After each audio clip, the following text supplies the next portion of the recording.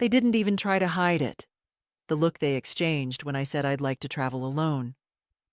My son Matthew glanced at his wife as if I'd suggested skydiving with a torn parachute. To the Maldives? He repeated, raising one brow. By yourself? I nodded, calmly placing my fork down.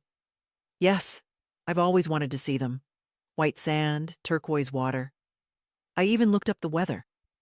Heather, my daughter-in-law, scoffed softly, not even bothering to hide it behind her wineglass.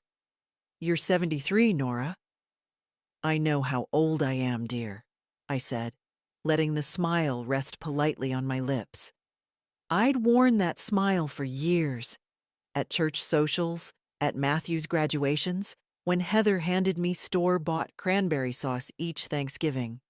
It was the smile you wear when you know what will be said next. Mom, Matthew began, tone dropping into that tired place adult children speak from when they think they're wiser. We just worry. Long flights aren't easy. You have some heart issues, don't you? And besides, he gestured around the table. You have us. Isn't that enough? He said us like it was a gift. As if I hadn't spent the last 10 years watching their lives roll forward while mine folded neatly into the background. I knew my place. The occasional babysitter, the holiday extra, the woman who cooked, but was no longer asked how she was sleeping at night. I've raised you, I said quietly. I buried my husband. I've spent the last 3 decades living for everyone else. I think I can manage a beach chair. Silence. Then laughter. Heather's first. That thin, brittle kind. Oh, you're serious. I looked at my grandson Jamie across the table. He was 17, scrolling something on his phone, earbuds still tangled around his neck. He didn't look up. I wasn't surprised. Matthew shook his head. Mom, I don't think that's the best idea. You could spend that money fixing up the garden or leaving it to someone. I finished for him. That's what you mean, isn't it? You don't think I should use the money. You think I should save it for after I'm gone. I didn't say that. But you thought it. He didn't deny it. After dinner, I helped clear the dishes. Heather didn't stop me. She never did. I wiped the counter while she talked about her co-worker's new kitchen remodel. She had no idea I was thinking about flights and passports and whether I still had a swimsuit that didn't sag in the back. At home, the house was quiet. I watered the plant by the window, the one that never bloomed, and I sat in the armchair that still smelled faintly of Gerald's cologne. I imagined the Maldives, salt on my skin, the sound of waves, and no one saying should. I pulled out the little notebook where I kept my real accounts, not the ones Matthew knew about. Gerald had set it up years ago, before the first surgery. In case you ever want to go somewhere I can't, he'd said. I never used it. Not until now. I looked at the balance. Enough. Then I opened my laptop, typed in Maldives solo travel packages, and felt something inside me lift. Like a small balloon rising against the weight of years. They said old people shouldn't travel alone. I decided I'd send them a postcard. I didn't sleep much that night. Not because I was nervous. At least, not in the way people assume. It was something quieter, like the hum of a fridge at night. The stillness after deciding, really deciding, for the first time in years. The next morning, I opened the old cedar chest at the foot of my bed. Inside, a folded beach towel with fading flamingos, a straw sun hat with a broken ribbon, and a zippered pouch that still smelled like sunscreen from a trip Gerald and I had taken to Florida 30 years ago. I ran my fingers along the frayed brim of the hat. Gerald had teased me for wearing it on cloudy days. "The clouds respect your authority," he'd said. I took the hat. Let the ribbon stay broken. By 10, I'd called a local travel agent. Not the online ones. I didn't trust those with something this personal. Her name was Clarissa, and she sounded about my granddaughter's age. She asked how soon I wanted to leave. "As soon as you can get me there," I said. "But I don't want the lonely widow on a tour package." She laughed. Noted, independent, adventurous. "No," I said. "Just tired of waiting." By noon, we'd picked the dates, flights, hotel, overwater bungalow. I told her I'd bring cash for the deposit. She hesitated, maybe surprised, but said okay. I hung up and walked to the drawer with the emergency envelope.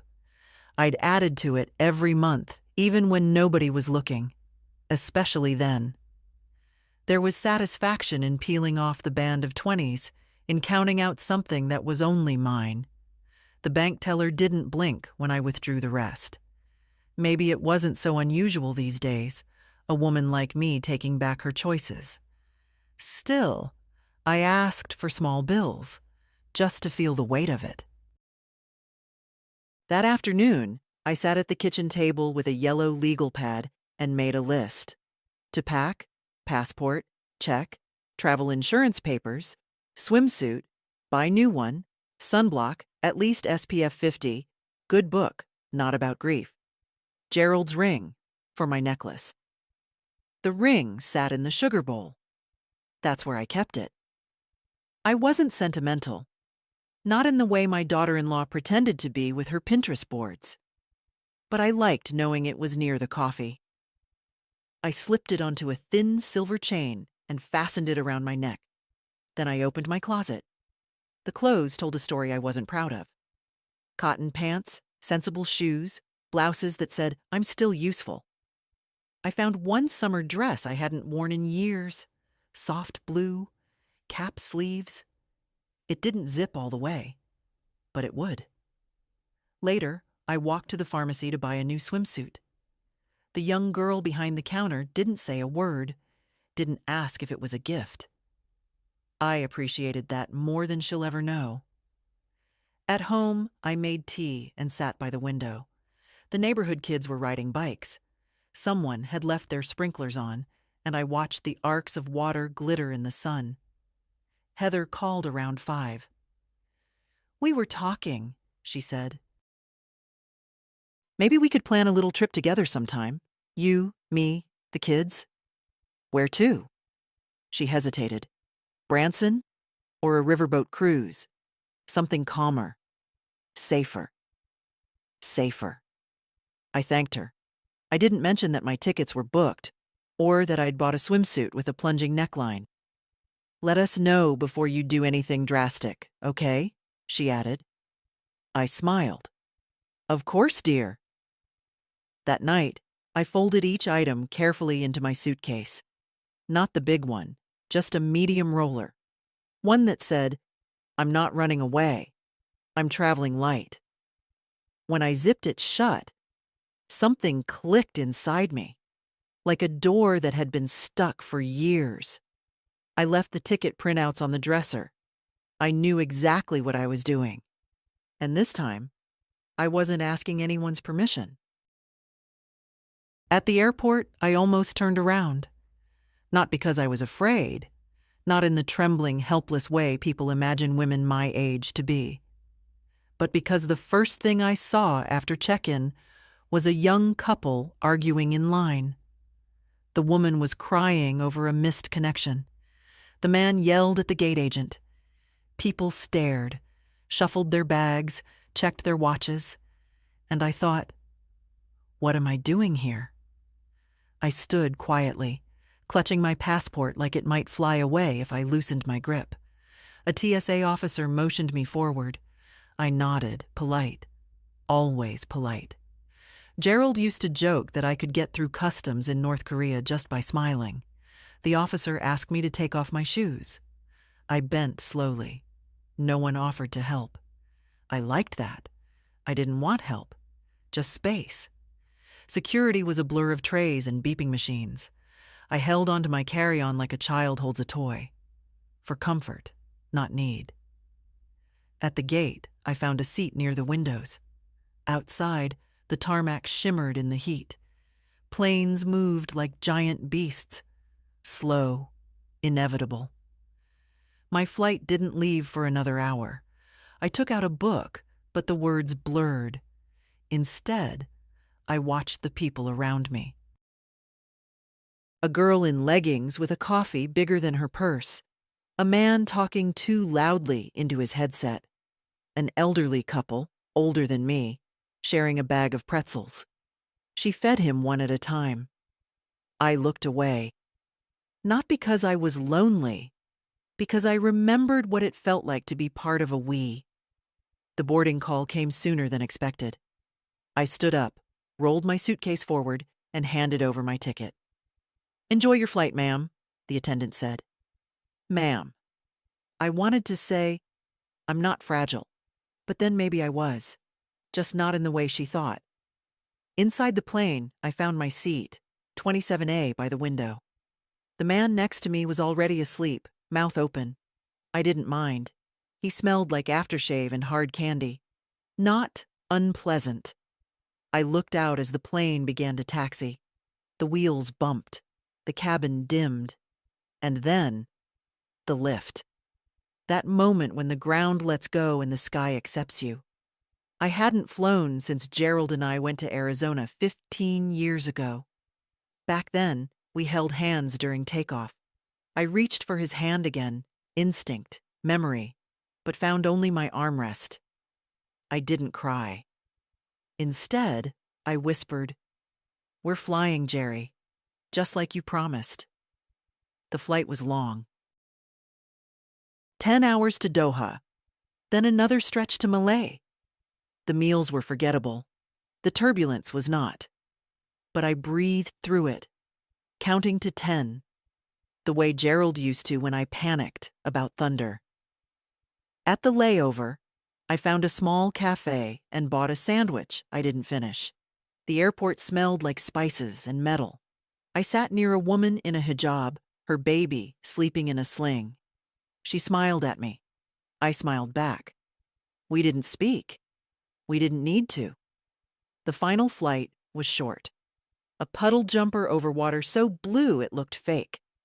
I couldn't stop staring. The other passengers were mostly couples, honeymooners, a few influencers filming every breath they took. One of them asked if I wanted help lifting my bag. "No, thank you," I said. "I carried it this far." They blinked. I smiled. At the Malay airport, a man from the resort held a sign with my name. "Mrs. Winslow?" he asked. "Yes," I said. "Just me." He didn't flinch, just took my bag and led me to the speedboat. And then, the ocean. Real and endless and so stunning it hurt my eyes. I sat at the front, wind in my hair, salt on my lips, and thought, so this is what freedom feels like. No one knew where I was. No one had called. And for the first time in decades, I didn't feel guilty about that. The bungalow was everything I had hoped for, and more than I knew to hope for. Polished wood floors, white linen sheets, a deck that opened directly onto water so clear I could see fish gliding like silver threads beneath the surface. There was a welcome drink on the table, something with mint and lime, and a small handwritten note. "Welcome, Mrs. Winslow. We're honored to have you." I stood there for a long time, suitcase still closed, shoes still on, just looking. No one needed me here. No one expected anything. And I didn't know what to do with that. The first night, I stayed in. I didn't unpack, not really. I hung 2 dresses, folded some underwear into the drawer, placed Gerald's ring on the nightstand next to the little ceramic lamp. I didn't turn on the television. I didn't scroll the news on my phone. I just lay on the bed, the fan circling above like a slow breath, and listened. The sea has a voice, not a roar like back home on the East Coast. No, here it whispered. Constant, insistent, like a thought you can't shake. It said, "You made it." And I whispered back, "I don't know who I am here." The next morning, I tried to act like a traveler. I put on the dress with the palm leaves, the one I almost didn't bring, and walked barefoot to breakfast. The sun was already high, the sky so sharp and blue it made my head hurt. I sat alone at a table set for two. The waiter offered me coffee. I asked for strong. Around me, couples murmured in languages I didn't recognize. There was laughter, camera clicks, the occasional clink of a champagne glass. No one looked at me. Not in judgment, not in curiosity. I was invisible, but not erased. Just allowed. Halfway through my toast, someone sat down at the table next to mine. She was around my age, maybe a few years older, tall, elegant in that way French women always seem to be, effortless, disheveled, perfectly exact. She wore linen pants and a red scarf around her neck, though it was already 28 degrees. She caught my eye and smiled. "Americana?" "Yes," I said, surprised. She nodded toward my plate. "They make terrible croissants here, but the mango is good." I laughed before I meant to. That's honest. "I'm too old to lie about food." She reached for a piece of papaya. "I'm Helene. Nora." She didn't offer a handshake. I liked that. We just kept eating. Two women in silence, not trying too hard. After breakfast, we walked slowly toward the beach together. Not planned, just in sync. "First time?" she asked. "Yes." "You came alone?" "I did." She looked at me, truly looked, and said, "Brave." "Or foolish," I offered. "No, brave. To be alone and not apologize for it, very brave."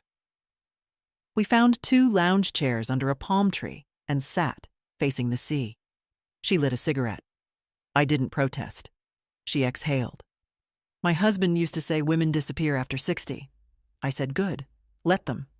We can do more damage that way." I smiled. Mine used to say that most men didn't deserve their wives. He died before I could agree out loud. She glanced at me. "How long?" 11 years, she nodded. 12 for me. We didn't say more after that. Not for a while. But as the waves rolled in, as the breeze pulled at our scarves and hair, I felt something shift. Not joy, not yet, but something like beginning. And for the first time on that island, I didn't feel alone. I felt seen. By the third morning, I no longer hesitated at the breakfast buffet. I didn't scan the room to see where I should sit or what others might think. I took the table by the window, the one with the best view of the shoreline. I reached for the mango first, just like Helene had said. She joined me a few minutes later, as if we'd planned it, though we never had. "I like your earrings," she said, pouring herself coffee. "Thank you. They were a gift. From myself." She smiled. "Best kind." We ate mostly in silence. That was how our companionship worked. No effort, no pressure. The quiet between us wasn't awkward. It was agreed upon. After breakfast, we walked along the shore. The sand was hot already, soft as flour. I let it press between my toes, anchoring me in a way nothing back home had in years. "You told your family where you are?" she asked. "No." She nodded, unsurprised. "Mine knows. My daughter cried. She thinks I'm losing my mind." "Are you?" "Of course." She grinned. "That's why I came." We sat under a palm tree, watching a group of newlyweds pose with matching hats and plastic champagne glasses. They laughed too loudly, touched each other too carefully. Helene leaned over. "Do you regret it? Coming here?" She shook her head. "Waiting so long." I thought for a moment. "I regret thinking I needed someone to come with me." She sighed. We. That's the trap. We watched the sea for a while, not talking. Then, without warning, I said, "My son told me not to go. Said it wasn't appropriate." Helene didn't react. She just plucked a shell from the sand and rubbed it between her fingers. "I think I was supposed to leave the money to my grandchildren. That's the unspoken rule. You get old, you get quiet, and you leave the house paid off and the good china wrapped in paper." "And what do you get?" she asked. I shrugged. "A recliner." Helene threw the shell into the water. "No, thank you." That afternoon, we booked a spa appointment together. She insisted. "You cannot come to the Maldives and smell like airport air," she said. "It is a crime." We lay side by side in a white room with sea salt scrubs and soft hands pressing old tension out of our backs.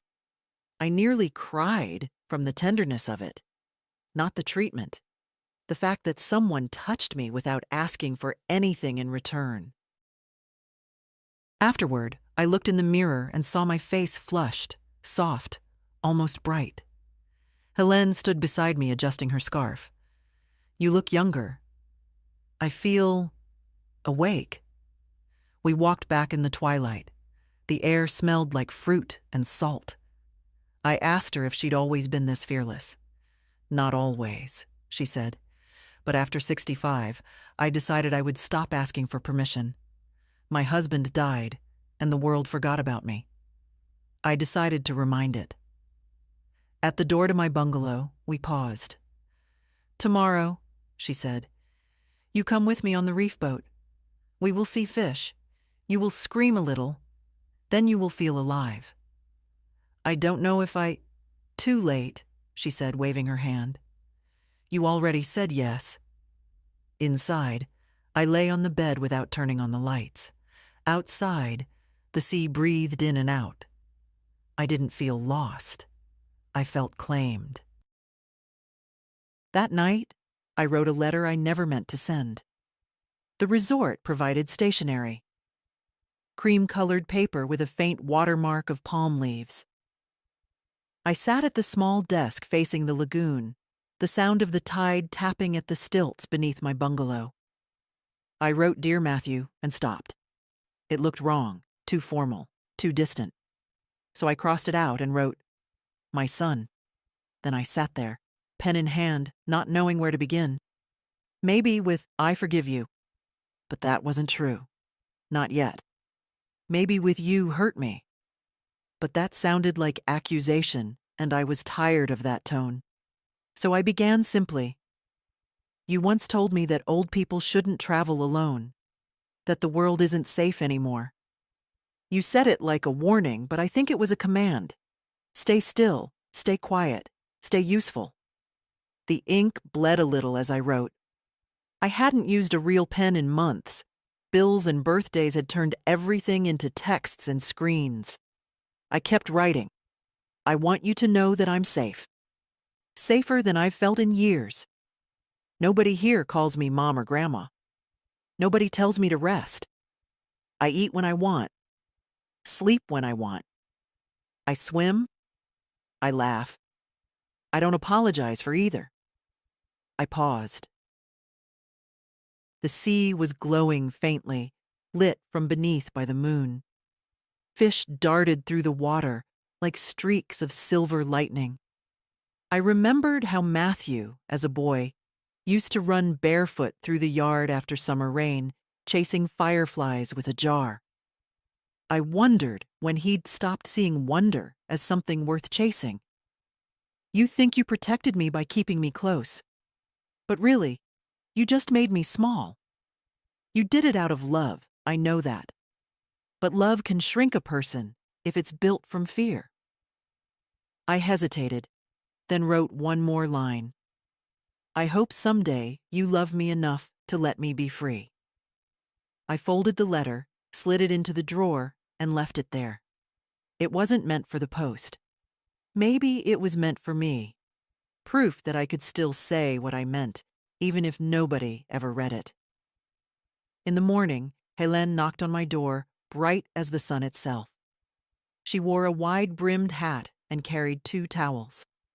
Ready? For what? The reef, Madame Winslow. We are going to see the world beneath the world. We took the small resort boat out past the shallows. The ocean deepened from turquoise to sapphire. When we stopped, the guide handed out masks and fins. I hesitated, feeling ridiculous in the rubber gear. Helene adjusted hers without shame. "Don't think," she said. "Just breathe." The first shock of water stole my breath. It was cold and immense and full of sound, the crackle of coral, the muffled hum of the waves. Then I saw them. Schools of fish flashing like living ribbons, a sea turtle gliding as if time didn't exist. I forgot my age, my fears, everything. When I surfaced, gasping, the sky looked enormous. Helene floated beside me, her hair slicked back, laughing like a child. "You did it!" "I did," I said, and for a moment I wanted to cry, because I couldn't remember the last time I had done something just because I wanted to. On the ride back, Helene dozed under her hat. I watched the horizon blur into gold and thought of that unsent letter in my drawer. Maybe one day Matthew would read it. Maybe not. Either way, it had already done its work. It had reminded me that my life still belonged to me. I lost my wallet on a Tuesday.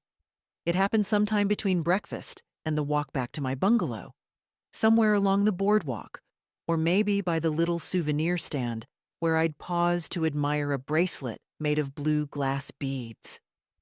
I didn't buy it. I'd smiled at the girl behind the counter, touched the beads, and kept walking.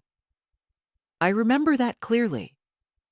What I don't remember is what I did with my bag afterward. I didn't realize it was gone until I was back in my room, reaching for it to grab a tip for the housekeeping envelope. The zipper pocket was open, empty. At first, I told myself it was somewhere in the room, under the bed, behind the chair, inside my suitcase. I tore through everything twice. My hands started to shake. My mouth went dry. Not because of the money. The cards, the cash, they could be replaced.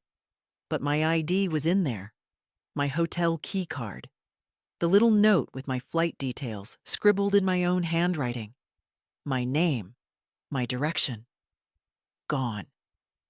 I sat down on the edge of the bed, pressing both palms to my thighs, willing my body to stop trembling. I hadn't felt this fragile in years, not even after Gerald died. Then, at least, there had been casseroles and hand-holding and people who knew what to say.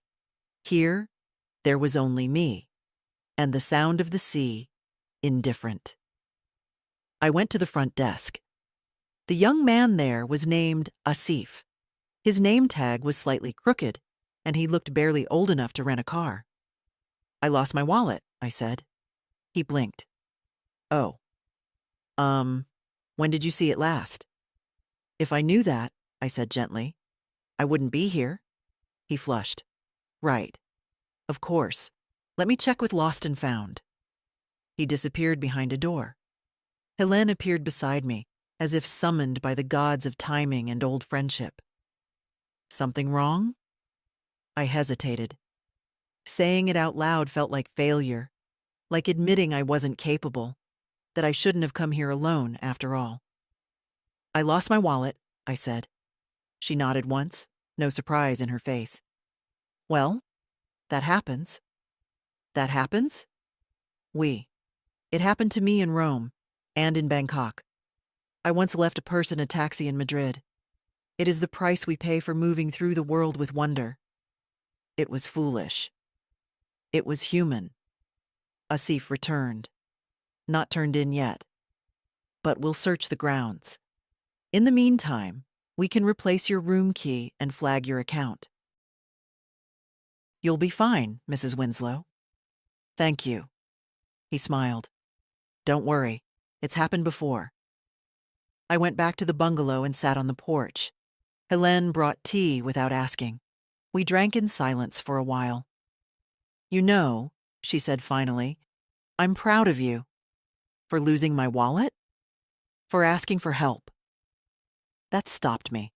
I hadn't realized how rare that had become. Back home, I never asked. Not when I needed rides, not when the faucet leaked, not even when I felt lonely. I just waited for someone to notice. No one did. Here, I had no choice. And maybe that was the point. The next morning, Asif called. A staff member had found my wallet in a planter near the souvenir stand. Everything intact. I thanked him. Thanked the girl at the counter. Thanked the universe. Later, I walked by the bracelet again. This time, I bought it. Not because I needed it, but because it reminded me of that moment when I'd felt scared and small and then not. It wasn't about the wallet. It was about learning I could still lose something and not fall apart. The first time I saw the sign-up sheet for diving lessons, I walked right past it. It was pinned near the spa entrance, a plain clipboard with blocky black letters. Beginner Dive Reef Lagoon, Wednesday, 10th a.m. Below that, 5 names already scribbled in bubbly, confident handwriting. Young names, backpacker names, names with hyphens and heart dots over the eyes. I kept walking. I was there for a massage, not adventure. My knees weren't what they used to be, and I'd never learned to swim properly, just enough to dog paddle at the lake with Gerald when we were courting. Diving was for people with GoPros and abs. But that evening, after dinner, I sat with Helene on the beach and told her about it. Casually, like someone mentioning they once dreamed of being an actress. "You didn't sign up?" she asked, horrified. "Of course not. I'm 73. And I don't do things like that." She gave me a look, the kind you reserve for stubborn children and hopeless politicians. "Nora, you crossed an ocean to get here. You left behind people who tried to clip your wings, and now you are afraid of a little air tank? It's not the air tank. It's the everything." She snorted. "Then you must go, especially because it scares you." That was her logic. Backward. Brave. I laughed. "You sound like Gerald." Then he must have been right often. The next morning, before I could talk myself out of it, I went back to the spa entrance.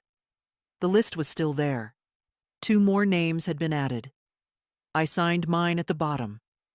Nora Winslow. A little shaky. A little proud. By 9:45, I was standing in a wetsuit that clung to all the places I wished it wouldn't. The instructor, a patient Sri Lankan woman named Rani, fitted me with gear. I tried not to focus on the tightness in my chest or the fact that I looked like a seal trying to stand upright. "You okay, Mrs. Winslow?" she asked gently. "I'm here," I said. "Let's see what that means." She smiled. We practiced breathing with the regulator first. Just me and Rani in waist-deep water.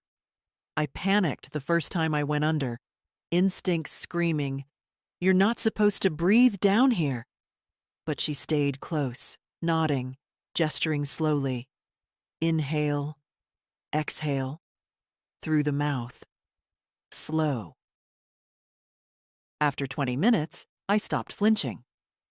After 30, I was floating. The dive itself was shallow, only 10 feet.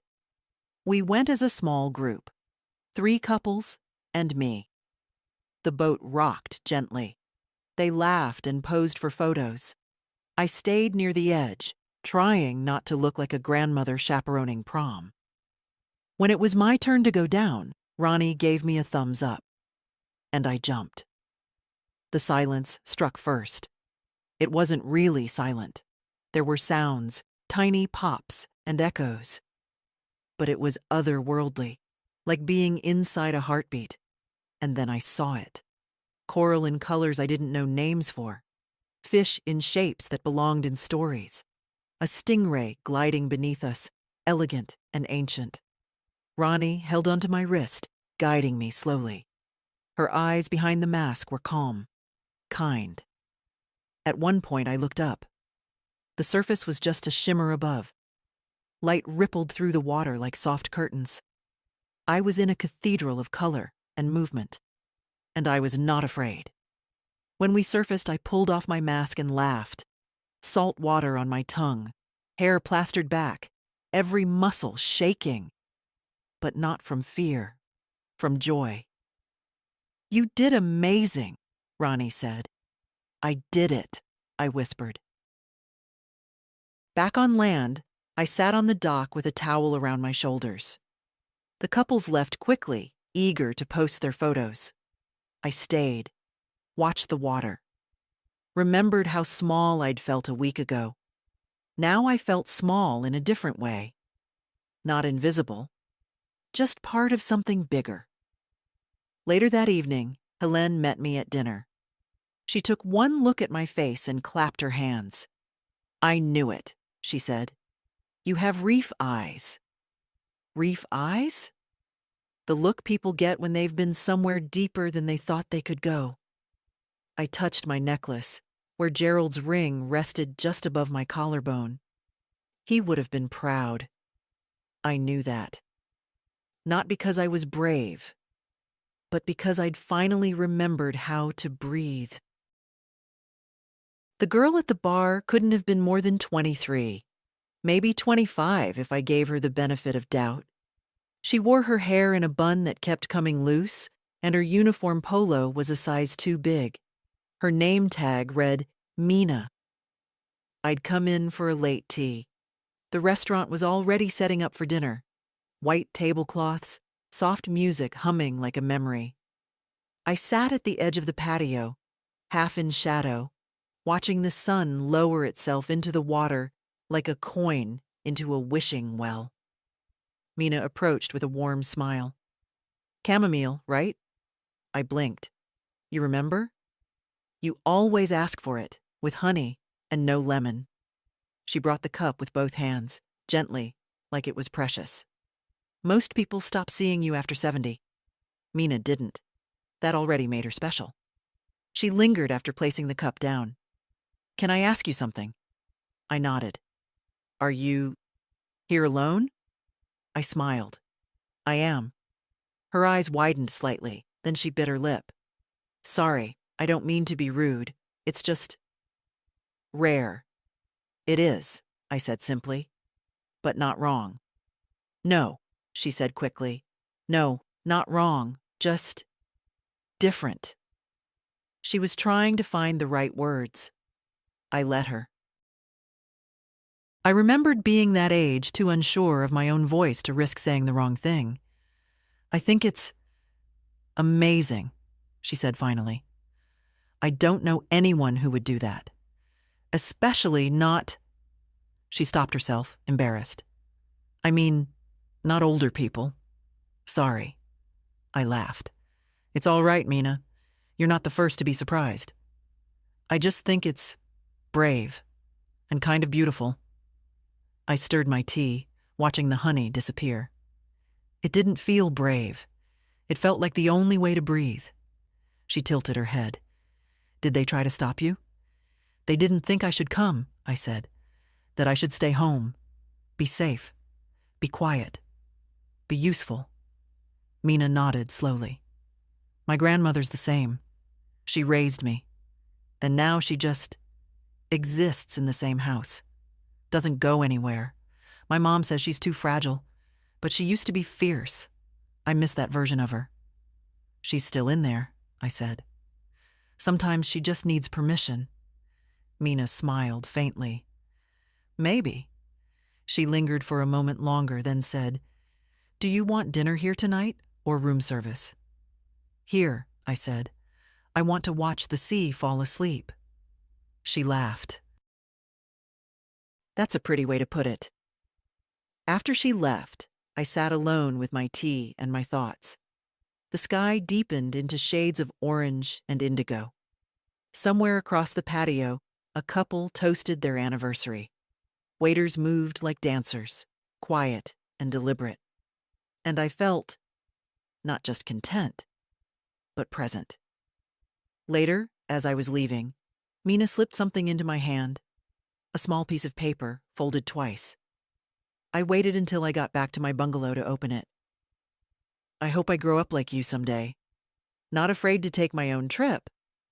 Thank you for showing me it's possible. Mina. I read it twice, then tucked it into my book, between the pages I'd stopped pretending to read. She had no idea what that note meant to me. For years, I thought I had to be needed to be valuable, to be a mother, a helper, a wallet, a listener. But here I was, thousands of miles from my family, and I had offered something just by existing. Not by giving, not by sacrificing, just by being seen. And maybe that was enough. I found the message from Matthew the morning after the storm. The rain had come down hard all night. Not dangerous, just insistent. Like the island needed to remember it was still part of the world. I had fallen asleep to the sound of it drumming the roof, waking once around 3 a.m. to close the curtains as wind swept in a breath of cool, salt air. When I finally stirred, the sea outside was glass again, the storm already forgotten. I brewed tea, wrapped myself in the shawl I always traveled with, and opened my phone for the first time in days. It was waiting. Hi, Mom. We've been trying to reach you. Jamie said you might have gone somewhere, but you didn't tell us. Can you let us know where you are? Are you okay? It was sent 2 days ago. Another followed, later that night. I just want to make sure you're safe. Heather's worried. Please call when you get this.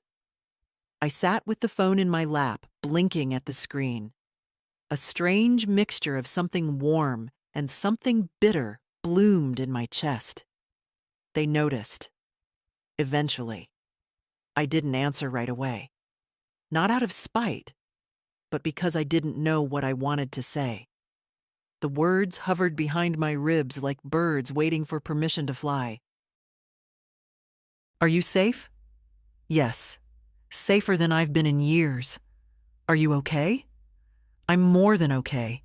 I'm becoming. But I knew none of that would make sense to him. Instead, I set the phone aside and opened the sliding doors to the veranda. The sea stretched out like a painting, calm, brilliant, endless. The storm had passed and left everything clean. Later at breakfast, Helene eyed me over her coffee. You look like someone who's read a letter they didn't expect. I slid the phone across the table. She read silently, then handed it back. You will answer? Not yet. She nodded, unfazed. They will survive the waiting. We spent the day walking, no agenda, just two women with hats and sandals, letting the island show itself one step at a time. We found a cove no one else seemed to know about, sat on a rock while little crabs scrambled at our feet. She told me about the years after her husband died, the silence, the odd relief, the guilt that followed. We had a good marriage, she said, but after he passed, I realized how much space I had given up to keep things smooth. I looked at her. And now?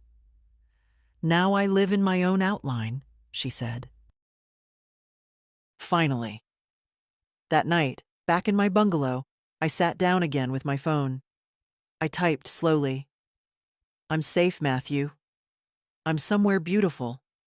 Somewhere I chose for myself.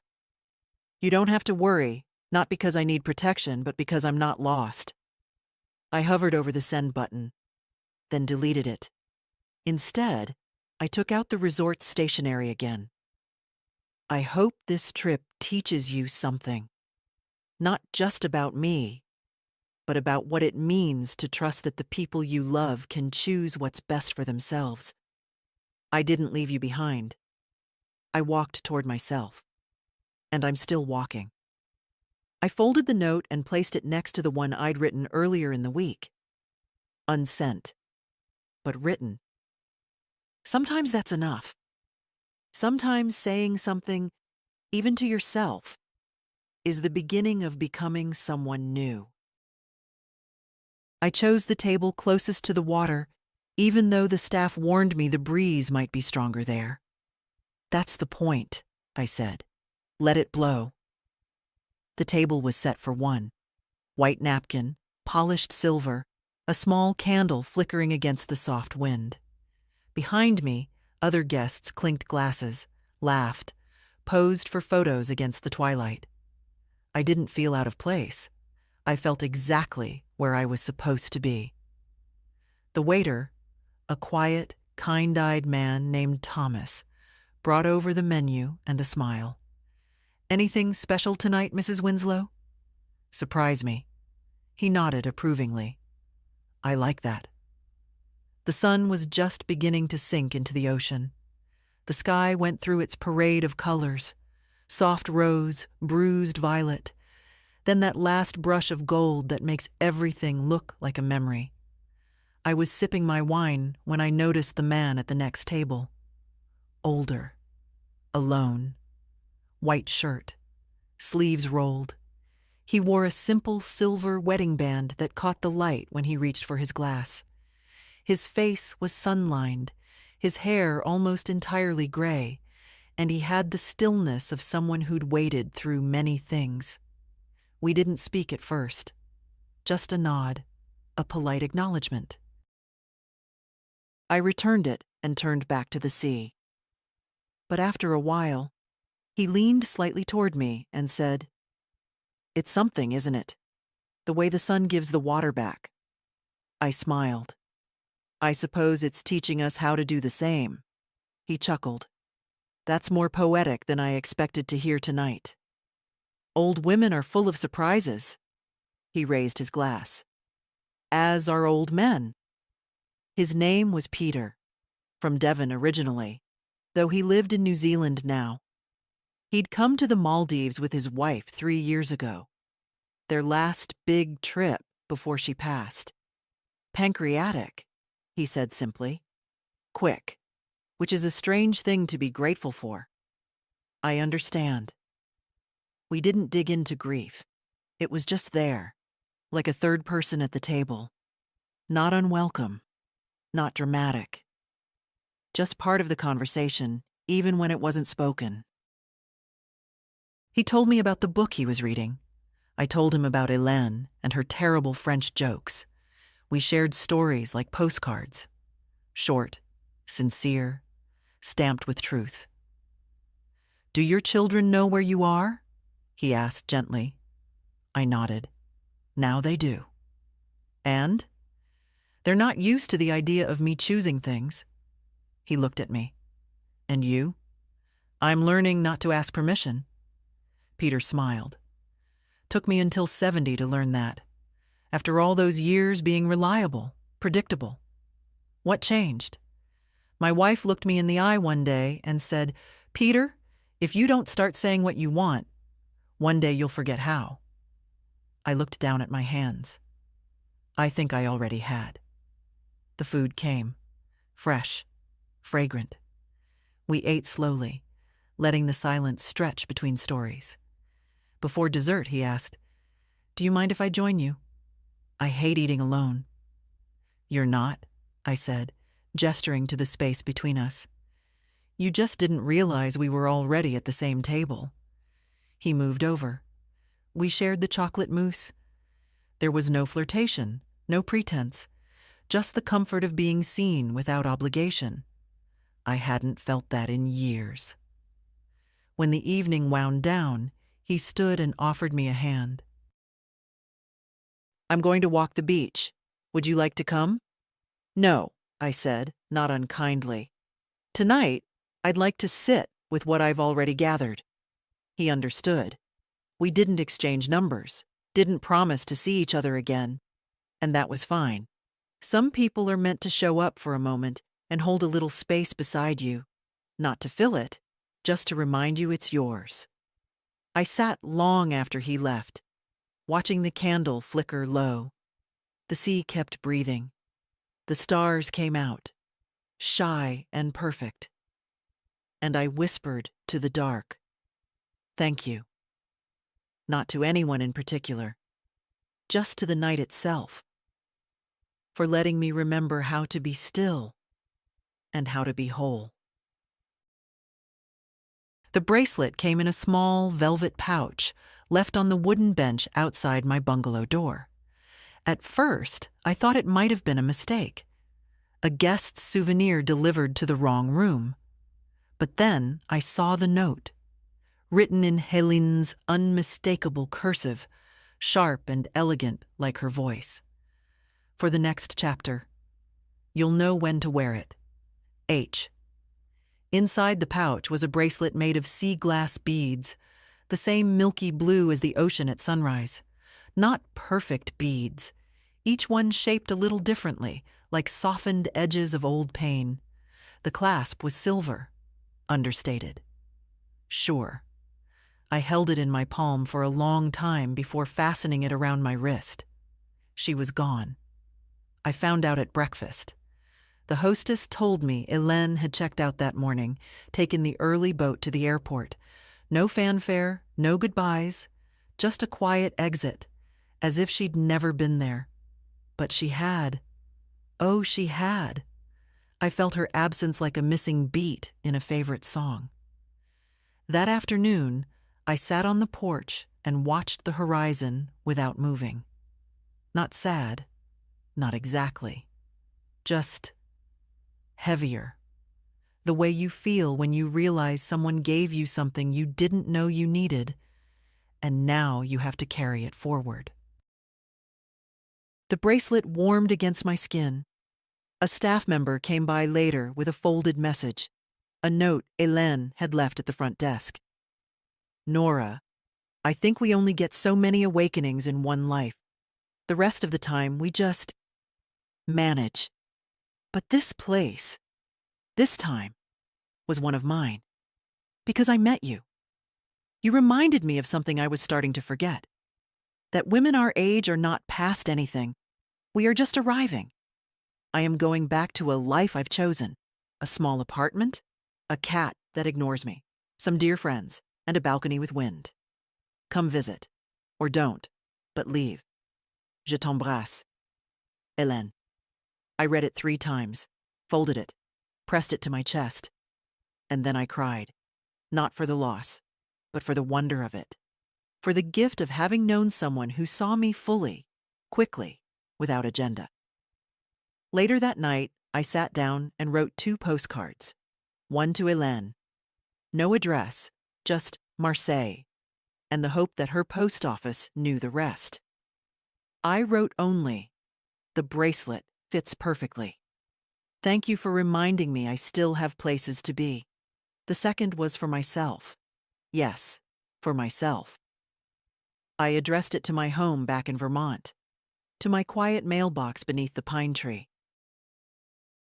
I wrote, "Dear Nora, you did it. You said yes to yourself, and no one died. The world didn't collapse. In fact, it opened. Remember this next time fear comes whispering. Remember this when you forget who you are. You are not late. You are not too much. You are becoming." I left the card with the concierge. I wanted it to greet me when I returned, like a lighthouse in case I ever lost sight of the shore again. That night, I wore the bracelet to dinner. No one noticed. No one needed to. But I noticed. And that was enough. It clinked softly against the stem of my wine glass, and with every delicate sound, I heard her voice, dry, amused, unshaken, saying, "See? Told you. Still arriving." I wrote the postcards the morning I left. Not out of duty, but with intention, carefully, deliberately, the way one arranges flowers they grew themselves. I sat on the veranda with a pot of tea, barefoot, legs curled under me like I used to sit before arthritis asked me to reconsider. The sky was pale. The island was quiet. Even the sea seemed to be holding its breath. I chose 5 postcards, one for each person who thought they knew me. The first was to Matthew. You once said, "Old people shouldn't travel alone." I thought of that while floating over a coral reef, watching fish more colorful than any holiday you've ever planned. I'm not angry. I just wanted you to know. I went anyway. And it was worth it. No venom. No guilt. Just truth. The second was for Heather. You were right about one thing. I do need support. But not the kind you were offering. I needed space. And silence. And freedom to remember who I was before I became a calendar footnote in someone else's life. I found it here. I hope you find yours someday, too. The third was for Jamie, my grandson. The ocean is as big as they say, and much quieter.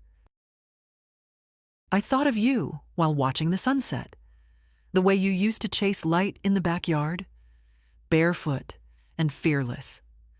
I hope you never stop chasing, even when they tell you to sit down. The fourth was to myself, the older self, the future self, the one who might forget again. If you're reading this at the kitchen table, wondering what comes next, remember this. You already did the thing they said you couldn't do. You left. You lived. You returned whole. And the last was addressed to no one in particular. They said old people shouldn't travel alone. I sent them a postcard. I dropped them at the front desk with the same calm I once had when leaving casseroles at funerals. Quiet, steady, knowing they'd land where they needed to. On the way to the boat, I took one last look at the bungalow. It was just a room, 4 walls, a bed, a deck with sand between the planks. But it had held something sacred, the moment a woman stopped waiting for permission. The resort staff waved as I boarded. Mina was among them, smiling through misty eyes. She pressed a shell into my hand, smooth, pink, small enough to carry. "For your next trip," she whispered. The boat pulled away from the dock, and the island began to shrink, the water widening between us. I didn't feel like I was leaving. I felt like I was carrying it all with me. The bracelet, the letters, the reef, the silence. Helene's laugh, Peter's toast, Mina's note, my breath in the water, my name written in my own hand. And above all, the knowing that I had not disappeared with age, that I had not been erased, that I had simply been paused. And now, I was in motion again. When the taxi turned onto my street, I half expected something to be different. But the maple tree still stood in its crooked glory near the mailbox. The neighbors' plastic flamingos were still faded and leaning left. And the sidewalk still cracked the same way near the 3rd step, like a reminder that nothing ever gets fixed unless someone decides it matters. I had been gone nearly 4 weeks. To everyone else, that would seem like a long vacation. To me, it had been a quiet rebellion, a quiet returning. The driver helped with my suitcase. I thanked him, tipping more than necessary just because I could. The porch creaked beneath me. Familiar, worn, mine. I unlocked the door and stepped inside. The house smelled faintly of dust and lavender. Still.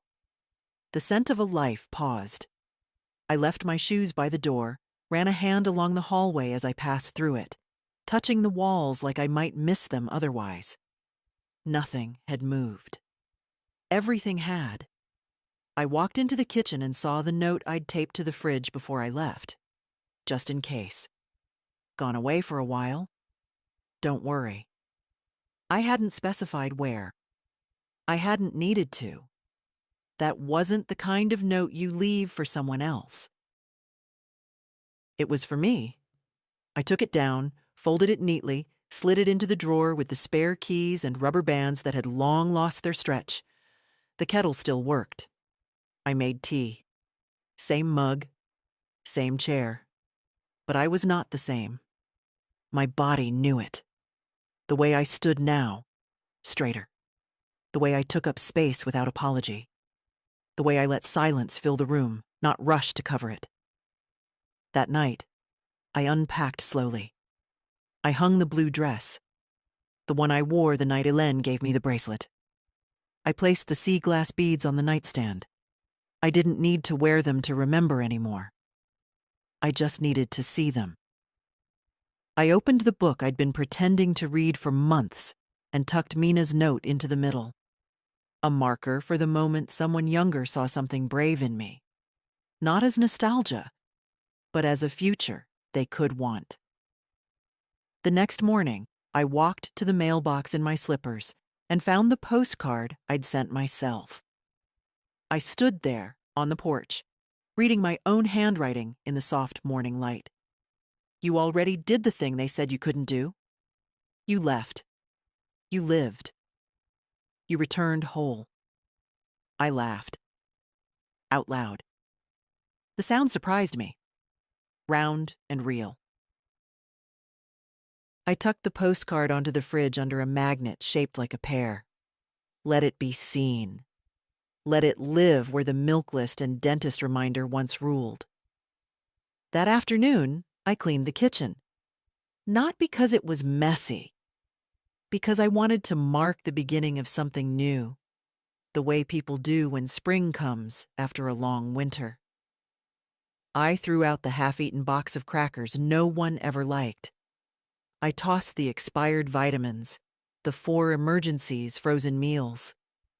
I made room on the shelf. Then I sat by the window and wrote a list. Not a to-do list, not groceries. A list of places I might want to see next. Morocco, Nova Scotia, Japan during cherry blossom season, the coast of Ireland, Marseille.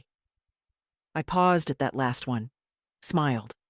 The pen trembled slightly in my fingers, not from fear, from anticipation.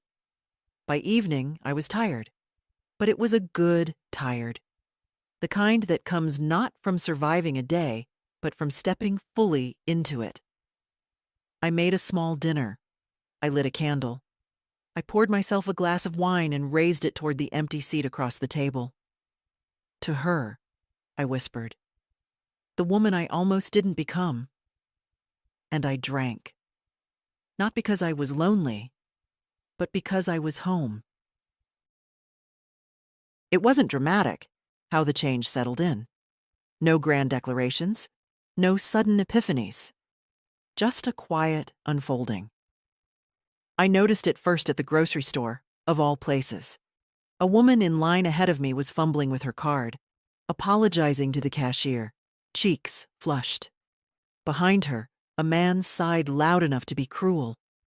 I looked at her, really looked, and said, "Take your time." She glanced back at me, startled, then grateful. I wouldn't have said that before. I would have thought it maybe, but I would have stayed quiet, worried it wasn't my place. Now I knew better. Kindness is never wasted breath. The next moment came in the dressing room of a small consignment shop downtown. I'd gone in to drop off a few old sweaters, too many cardigans for a life I no longer planned to spend sitting still. I saw it there, a red coat. Not practical, not discounted, not age-appropriate. I tried it on anyway. The mirror didn't show a young woman trying to be seen. It showed an older woman who already was, not because of the coat, but because she'd stopped waiting for permission to wear red. I wore it out of the store. Cashier smiled like I'd made her day. Maybe I had. But what mattered most was this. I'd made my own. A few days later, Jamie came by. Unexpected. No Heather, no Matthew, just him in a sweatshirt. and that awkwardness boys wear when they want to ask something, but aren't sure they have the right. He sat at the kitchen table, fingers tapping the side of his water glass. "Gran," he said, "where did you go?" I looked at him for a long moment. He was taller now, still half boy, but something in his eyes was changing. A quiet search. "I went where people stopped saying no before I even opened my mouth," I said gently. "Where I could hear myself think. Where I remembered that I'm not done yet." He nodded slowly. Dad was mad. "I know. But," he paused, choosing his words carefully, "I think it's kind of cool that you just went." I smiled. "It wasn't just cool, Jamie. It was necessary." He was quiet for a beat, then asked, "Do you think I'll ever do something like that?" I reached across the table, laid my hand on his. "I hope you don't wait as long as I did." He stayed for tea, didn't check his phone once. When he left, he hugged me harder than usual. That night, I sat on the porch with a blanket around my shoulders and the bracelet warm against my skin. A light breeze rustled the trees. Somewhere nearby, a dog barked, and wind chimes answered. And I thought, this is what peace sounds like. Not the absence of noise, but the absence of asking who you're supposed to be in order to deserve rest. I hadn't become someone else. I'd just come home to the version of me that had been waiting for courage, waiting for space, waiting to be invited back into her own life. I had given her the invitation, and she had said yes. So now, if you're reading this, maybe while sitting alone with your own tea, or in a house too quiet, or after another day spent feeling invisible, I want you to hear me. You are not too old. You are not too late. You are not done. Take the trip. Wear the coat. Write the postcard. Say the thing. Light the candle. Leave the room when it no longer fits. No one is coming to unlock the door but you. But you have the key. You always have. If this story found you at the right time, let it be your sign. And if it moved something in you, share it with someone who needs to be reminded. You are still arriving. We all are.